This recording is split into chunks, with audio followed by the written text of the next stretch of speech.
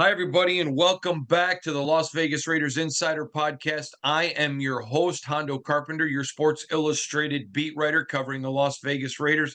This is Johnny Guitars, and we got a show so packed full of Raider information, you're not going to want to go anywhere. But at your request, Johnny Guitars, welcome us in.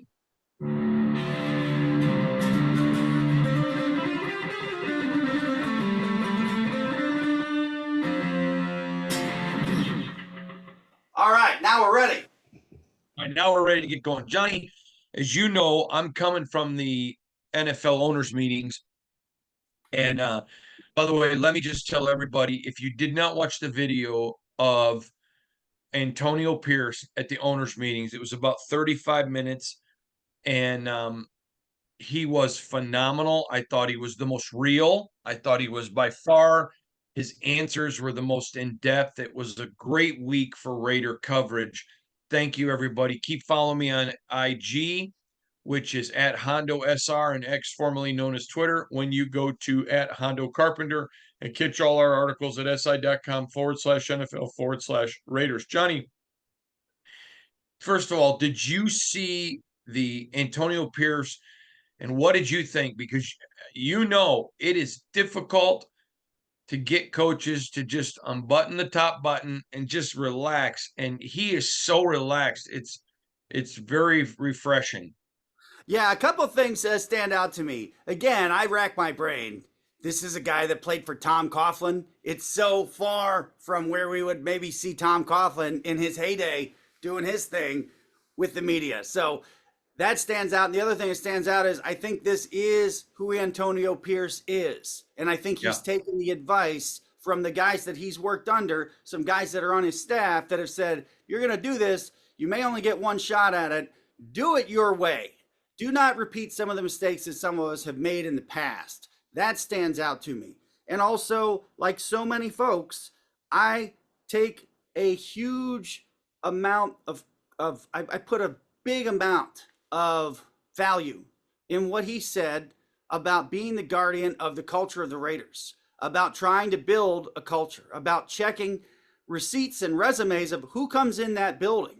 That's something I think that's going to appeal to anybody in the Las Vegas fan base that isn't sure about Antonio Pierce or is a little bit gun shy about jumping all the way in with the Raiders, given some of the stuff that's happened off the field and given some of the mistakes that the franchise has made. When we're talking about mistakes the franchise has made, I think we're talking about a few people who were tasked to run the franchise, maybe who had too much time outside of the sport. And look, rust accumulates, or you make a bad decision, you get bad luck. Out of nowhere, a guy does something nobody could see him do. It all kind of implodes. So we understand that there's some damage, some concern. Now you've got a guy come in. He's not riding in with a giant S on his chest like he's super Pierce, but he's saying, look, this matters to me. I am the gatekeeper here. I'm watching everything that goes on, which is good. I'm keeping an eye on who's coming in, which is good. And although you guys can't all necessarily see it, I mean, the folks on the outside, we're seeing a level of buy-in early on that is encouraging. That's really the thing that stood out to me most, like most people, and I think it should, because it's not something we always hear, and you were there with the other owners and the other many of the other coaches. No knock on anybody else, but I don't know that anybody else said anything, especially a new coach, like, I'm guarding the gate here.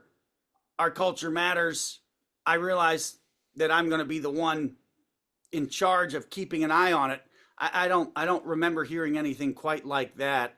That stood out to me in a situation where, from a broader perspective, Antonio Pierce is catching a lot of eyeballs around the NFL and around pro sports because he is doing it a little different, and it looks to me like he is really doing it his way so far. Let me tell you a couple things, John, that really stood out to me. And by the way, I want all of our listeners to know, because we are growing so fast, John is a terrific journalist. He's also a very highly successful attorney in the Buckhead, Atlanta area of Georgia. And John joins us each week because I cover the NFL micro league, meaning just the Raiders, embedded in the Raiders. And his coverage comes macro league, where he can look at the league in whole. And you want those different perspectives. And so that's why John comes on every week and has really become one of our favorites guests that we have because of how we do it. So sit back and enjoy it. And I think you'll really enjoy John. So, John, let me tell you a couple of things that really stood out to me a ton. One was how many different teams where I have friends, and you and I have been doing this now a couple of decades, so you know who a lot of my friends are, but stop me, said, hey, isn't it true they got 30 or 35 guys working out every day? I had one guy who very familiar with, um, who stopped me, and he had heard it from some of his players. We're like, man, my agent was telling me that the Raiders are meeting every day and they got like 30, 35 people. And he said, you may want to do that. He goes, well, who's around? It just, to me, I always like to pay attention. I value what the fans think, but what NFL executives think, what they're seeing, what they're hearing, to me is exponentially valuable for my coverage, because I get to bring that to the fan who doesn't get to hear that. They know what the fans are thinking. I was stunned, and I admit this, completely stunned at the number of people who could not believe how many Raiders are in the building, how many Raiders are working out, and they could not believe, and were like, really? And how they thought it was going to impact the team. I think fans are proud of that. I don't think that they realize how big it was. And I'm going to tell you, as a guy who covers the team, I didn't realize how big it was until the owners' meetings. Yeah, I mean, in reality, a handful of guys may be expected to be around on a regular basis. If a team had more than 10, would that be a point where you'd say, wow, we got a lot of guys in here right now today on any given day in the offseason? It seems to be the norm that not even close to half of that number is around on a regular basis. You guys got injured, guys working back. There's a number of reasons that guys would be in buildings, but around the sport, yeah, I mean, boom, the offseason, a lot of guys are spread out. It suggests a couple of things. Number one, it kind of starts at the top. It starts with your team leaders. We've heard that Max Crosby has been in a good bit. We've heard that Aiden O'Connell has been in a good bit from their head coach. So what seems to be happening is it's like they're laying a new stretch of pavement. They're developing a really new neighborhood, if you will. And it seems like they're getting a lot of buy-in from the guys that are around. Yes, you can compare this a little bit to a college atmosphere in this way. These things tend to compound on each other. So if you've got a couple guys pulling a couple guys in, and that grows a little bit, and all of a sudden, out of a 53-man roster and 65 or so that are probably trying to make it, you see, well, that guy's in, that guy's in, that guy's in. Maybe I better get my tail in there too. All of a sudden, you've got cohesion, you've got some dependability, you've got connection, you've got some actual chemistry building. You can't win anything right now. But what Pierce said that really did matter and may have been not totally understood was the fact that the players are protective. He said the players are protective of it, meaning what they're building there. And he basically said, what we're doing now actually is going to show up, hopefully in December and beyond. And that's something that sounds a little bit like coach speak, but when you're talking about a team that has almost half the roster in there on a regular basis, when everybody else has a handful, maybe 10, that is a big deal.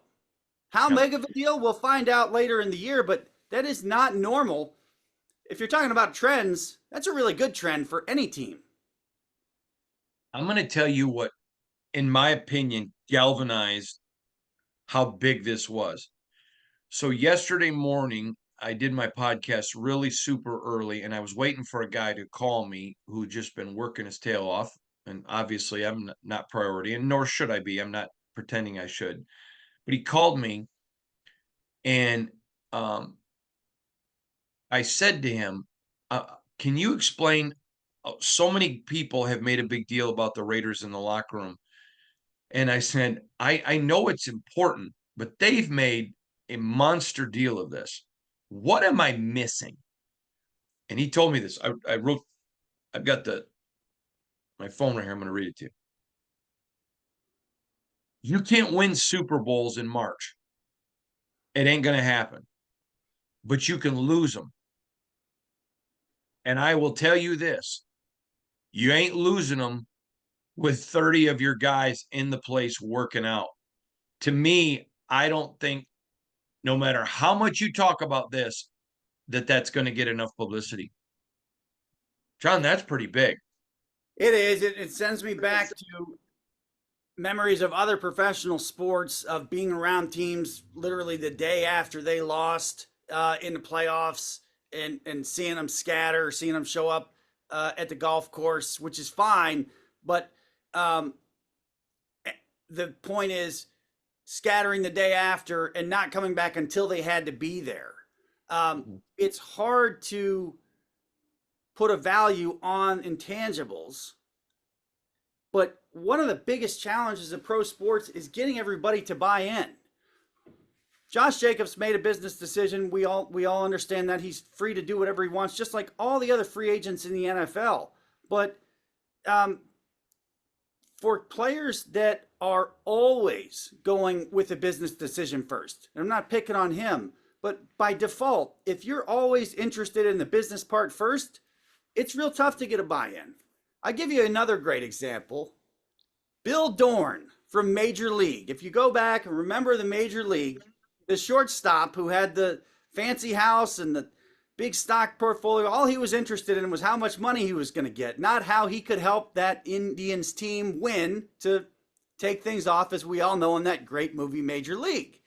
That was kind of a peak at too many professional athletes that, honestly, and it's easy for us to say it on the outside, they put their business interest ahead of being the best player they can, or being really helping their team as much as they can. That's not the predominant goal that they have.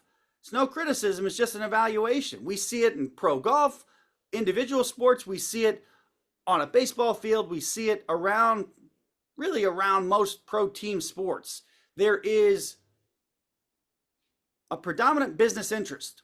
And anytime you have that, it's a struggle to get guys to buy in all the way. I remember one of the first NFL Network, like a season profile of Bill Belichick, and he's still with the Patriots, of course, and the Patriots come up short, and he's on the sideline in their final game on the headset talking to the coaches, saying, I just couldn't get this team to buy in the whole way. I just could not get this team to buy in the whole way. Now, we know what Belichick says. Every single team and every single year is different. That's good. But what he did was put a spotlight on such a challenge at the pro level across the board. And it's not a criticism of any single player. It's an observation and an evaluation that it is a tough challenge to get guys to buy all the way in, be for the team first. It's rare when it happens. It's advantageous when it happens. We see teams perform better, win Super Bowls, win often. And if the Raiders can get a little piece of that, if they can make that kind of one of the foundations of their organization and their franchise under Antonio Pierce, it's more likely going to produce better results in year one and beyond. It is really important. Keep that as long as they can, as hard as they can, as consistent as they can, and they will begin to get ahead of many of the 32 franchises that have a handful, a dozen, inconsistent amount of players showing up at their facilities. All right. So a couple of rule changes that, John, I am really concerned. I understand that they have to make the game as safe as they can, but at the same time, they are getting very close to fundamentally changing the game. Nobody wants flag football. That's not what the game is about. It's not what the game is.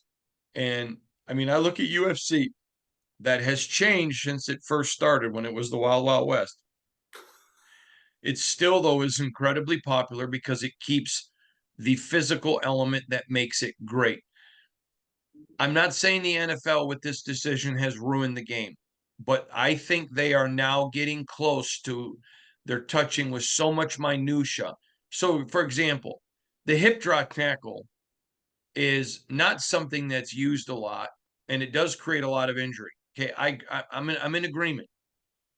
But when you got a 250-pound running back or a 250-pound tight end, and you got a 210-pound safety coming up to make a tackle, and they just don't have the physical strength. I mean, they're using a physical way of getting the guy to the ground. I guess I'm all right with it. It's because they presented such high numbers of safety numbers. But I'm sorry, I'm not a fan of where the NFL is going, trying to legislate itself into, gee, we don't want any lawsuits. Your thoughts of the hip drop tackle rule? A couple. First of all, some of us covered Tough Man, which was the precursor to UFC that had no rules. The funny thing is, just a couple, two or three rules away from being kind of what UFC became. But you want to go way back, folks. I went down and had to cover a Tough Man competition. And this is back when they were letting people come off the street. There were some mixed results. It was a little bit of a wild scene. But just a few rules away from becoming what UFC is. We have that as kind of a framework. Now we have the NFL trying to address something that appears really dangerous, and there's not a really good way to do it. So a couple things come to my mind first. This is trying to prevent a guy from basically doing like a water skiing tackle or like going down a slide. What I mean by that is I'm kicking my legs up like I'm going to ski and pull a guy down. That has been shown to be very dangerous. The difference between that and somebody going at full speed, trying to react within a split second, make a tackle that maybe looks like that and draws a flag, there's the rub, right? So the interesting thing to me is, how is this going to be enforced? That's really the question. If the NFL can limit the enforcement to what is really open and obvious and clearly a violation, and again, I'm going to call it a water skiing tackle where you're just kind of hanging on and dropping your legs, that would be good. Hopefully, in an ideal world, the rule existing will discourage somebody from trying to do that. Even if there's 10 guys around the league who have made that part of their game and they're not going to say anything, but this is kind of the way they tackle by default, if you can get that out, that's great. The interesting thing to me, and the thing that we're going to have to watch very closely, is going to be how is it enforced, and is there an ability to pick the flag up if after a very quick review at full speed, for all the folks out there like me who know these plays need to be also reviewed at full speed, we're all right. The game stops for a second, hip drop tackle, replay, crowd's going boo, coach is going crazy, upstairs sees it, they pick up the flag and play on in a very quick fashion. That's okay. But yes, I understand your concern. Your concern goes back more than a decade. It goes back to nearly the very start of our work together. In the early 2000s, taking it on the other end, the NCAA actually moved back the position that they kicked the ball from to encourage more kickoffs. And this is before they realized maybe how dangerous it was. So that's one end of the spectrum. Now we have another end of the spectrum with the kickoff rule. And when we talk about the tackling rules, this guy kind of seems like a natural follow-up to the horse collar. But I see your bigger point. Everybody does. And it's I recognize that it's a really delicate balance, because at some point you take away this way to tackle, you take away this way to tackle, you take away all these ways to tackle, you're not going to leave anything.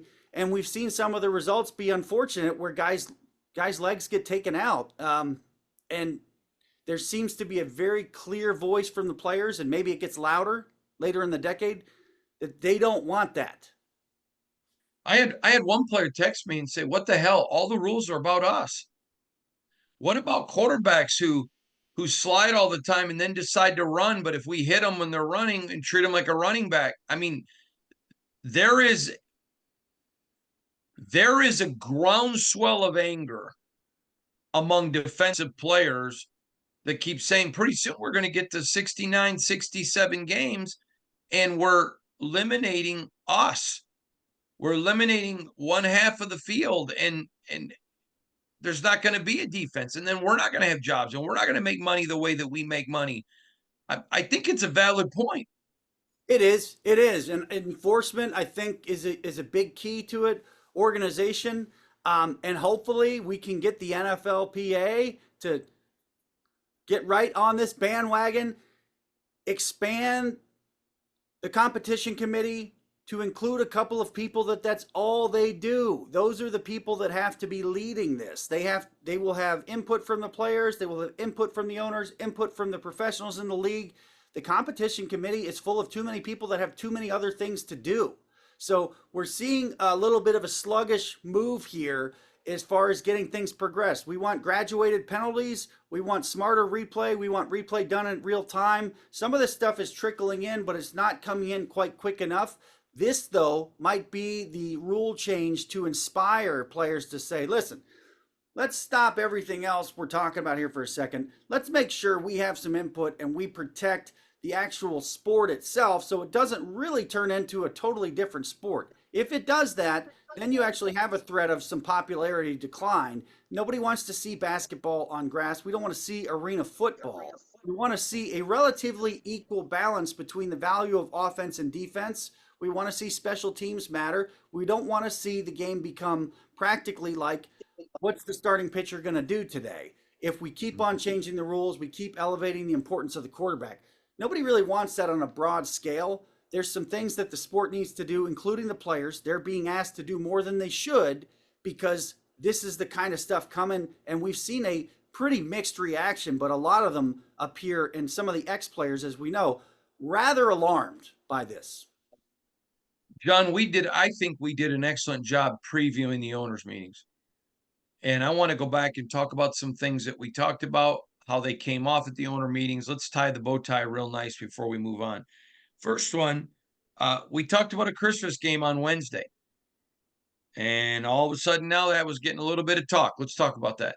Yeah, I mean, we even looked at the calendar for the folks and said, Christmas is on a Wednesday this year. Doesn't look like they're going to get in there and play that one. Well, turns out we're talking about a doubleheader. I like it.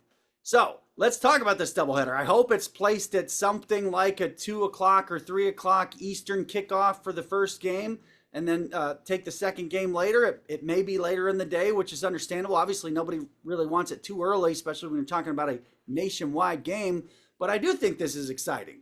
So we're going to have a set of teams that plays on the previous Saturday that also plays on that Wednesday.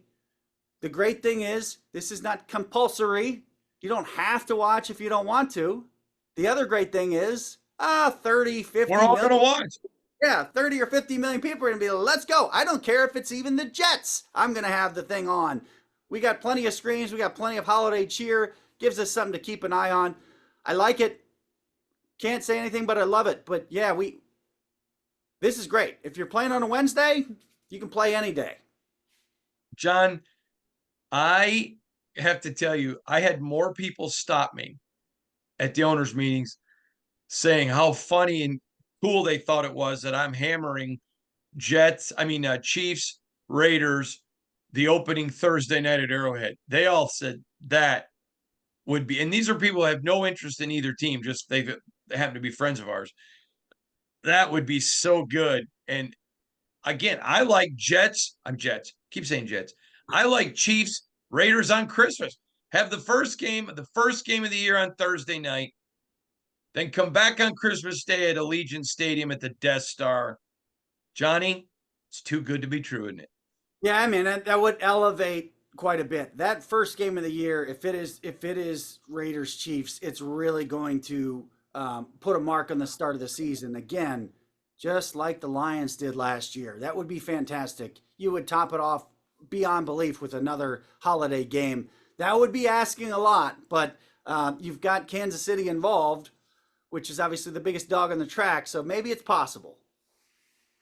All right, you and I also talked about the Bears and Kevin Warren, who used to work for Minnesota Vikings. Then he goes and he's Big Ten commissioner, gets mistreated there terribly. So now he's the president of the Bears, and they're liking some new digs for a new Soldier Field. Your thoughts?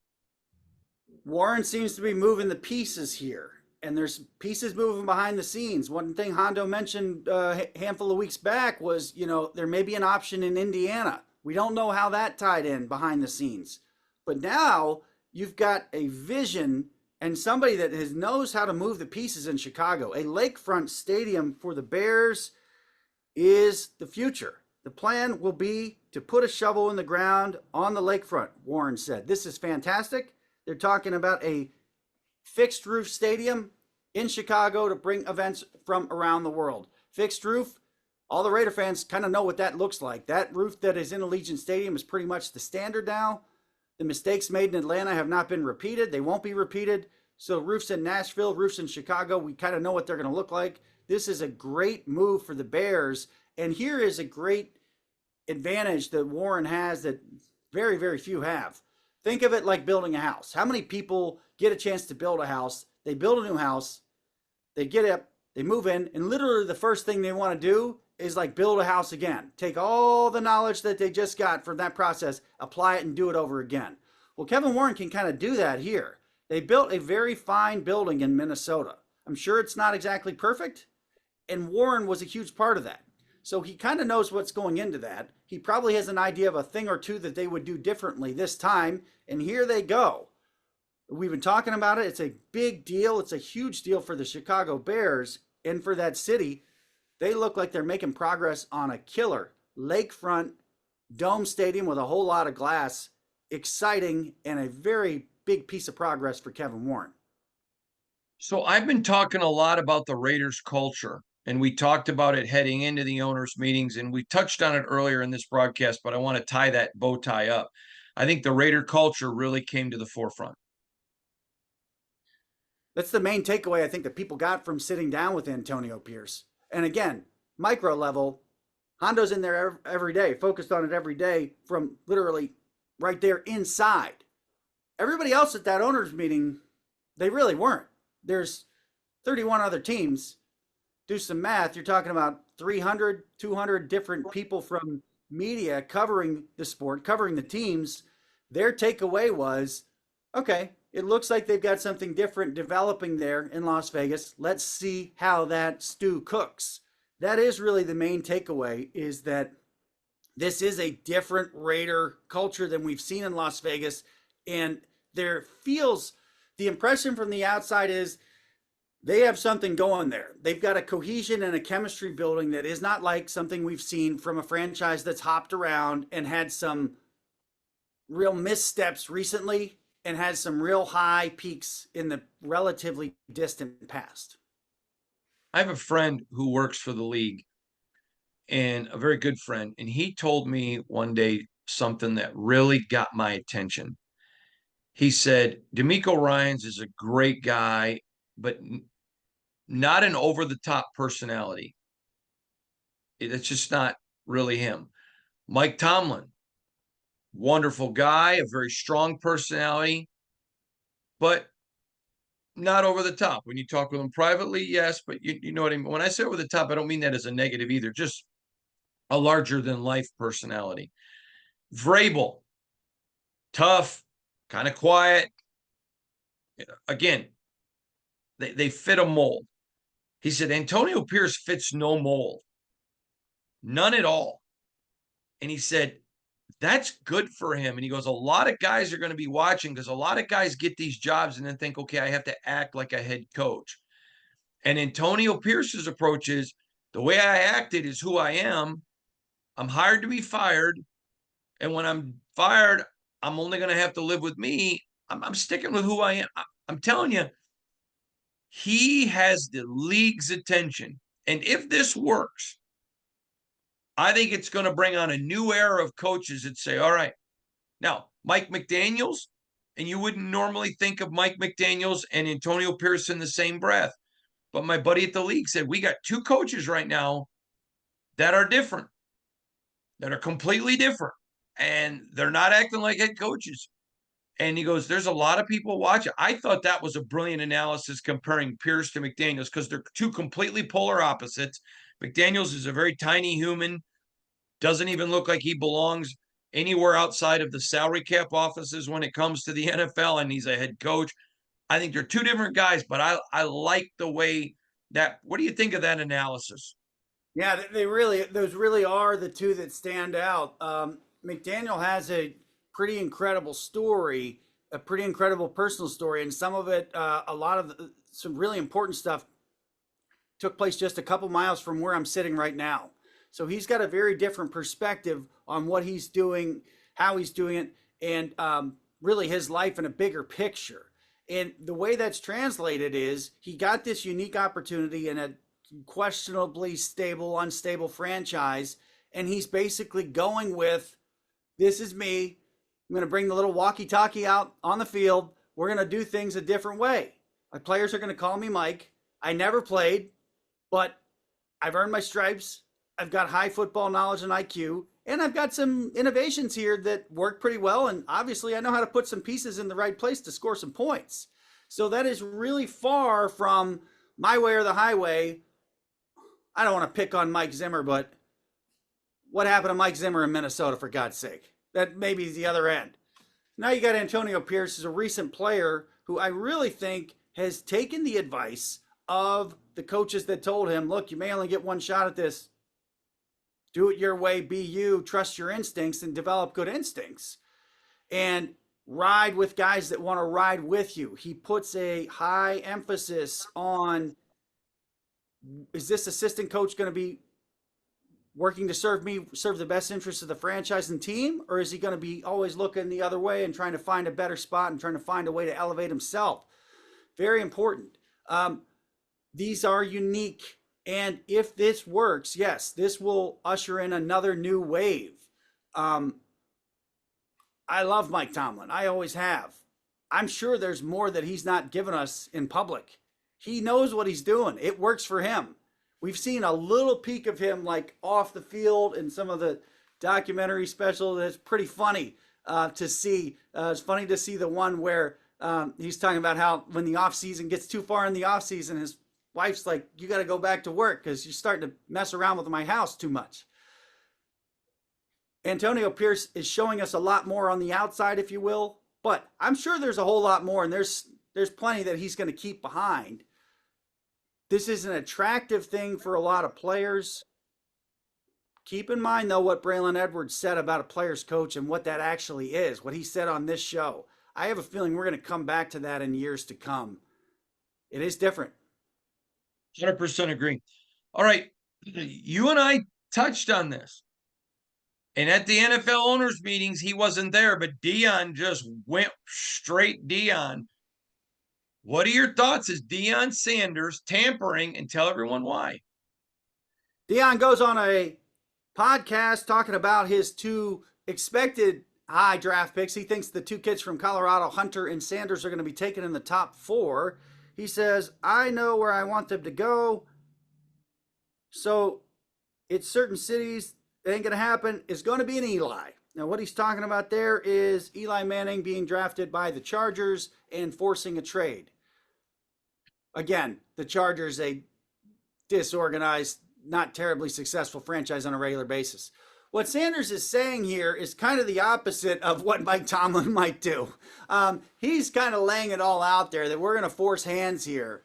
And there is an interesting dynamic that's changing because of the perception that some of these high drafted college football players, really not until maybe next year and beyond, are going to have a lot of money in their bank. I've heard some people say 7 figures in their bank. You'd really need to see some tax returns, to be honest with you folks. There's a lot of NIL numbers that are going around that are bogus. I'm going to tell you something. I had an NFL head coach tell me this, that NIL is changing the game because these are guys that are now walking into rooms. And he talked about, used to be guys walked in and they were hungry. Now guys are walking in, why should I leave college to play for you? He told me that they are approaching guys with big NILs. And he goes, I don't know that I would say taking them off the table, but we're extremely skeptical of any of those guys. I thought that was fascinating. Yeah, and so now you have the next step, which is Dion saying, I know guys, I like Arthur Blank, I like Jerry Jones. He's saying there's some teams that these guys aren't going to go to. Well, it's not the player saying that, but that's a strange, massively changing dynamic. In a way, it is like a tampering. It's saying it's throwing it out there before even the last football season begins for the college, saying, well, these guys aren't even going to go to some places. This is not good for the NFL. It can't be tolerated. They've got to figure out a way to organize themselves so they cannot have players basically saying we're going to sit out a year. And if that happens on a regular basis, it's going to throw the value of the draft way out of whack. It's not a good thing overall. Again, even if this is true, it's usually something maybe better to keep inside your head. Dion doesn't care. He threw No, it out. I was told, but when that comment came out, I was told by an NFL executive for a team that said to me, it's all the offers are slotted. There is no negotiation anymore. And he goes, and I think as long as a team made you your slotted offer, that okay, you hold the rights for 3 years. And Something so like if you that don't is want to going to play, Yeah. so, go ahead. Something like that is going to resolve this issue. What is going to irritate fans, and it's okay to be irritated by it, it's coming really quickly. And maybe Dion just did everybody a favor by saying this train is going to arrive in exactly 1 year at the NFL draft next year. Now I know this is a pro sports one, but privately, when you and I have time, I got to talk to you about Dion. I think he's good for college football, but I heard some things at the NFL owners meetings I want to talk to you about, and I don't want to bore our audience because it's college football, but I heard some things at the NFL owner meeting I thought was fascinating. All right, John, last. We have been hammering since before it was popular, adding another official upstairs who quickly in real time can make assessments of calls on the field or lack of calls. It seems like we are getting closer. We're inching towards an off field official. Your thoughts? We're inching. I'm a little disappointed. Referees will specifically cite a replay assistant and helping them change calls or make calls. We're baby stepping here. We're not here the whole way. We're getting closer. What needs to happen is an off field official needs to have limited jurisdiction to throw flags of his own. For example, something happening way away from the play that nobody sees on the field that is a very clear personal foul. So, what we have now is some word salad that's going to come out, maybe to appease or to temper some of the anger from home field fans. We're going to have a little step up in accountability by having the NFL competition committee say the referee will specifically explain that the ruling changes after input from the replay assistant. This is a baby step in the off field official finally getting there. We're seeing the NFL baby step it. We saw some of the difference in the playoffs as far as the officiating, how it's set up. I don't know why this is taking too long to get there. Again, I'm going to blame a sluggish competition committee that is not properly staffed. It's like 80 to 90% right there, but this stuff should be happening quicker than it's taking. It could be significant. We need more definition in the replay assistant, elevated to the off field official, and we really need more focus. And we have a growing focus on a lot of these replays. They must be made in real time, looking them at real speed, because things look so different, especially when you're talking about intention to hip tackle, intention to commit a foul that looks very obvious in slow motion. Maybe it's not. So this is the baby step. I like it, but we're going to see pro football with the UFL start here in a couple days. I want to see what they do, because you know what?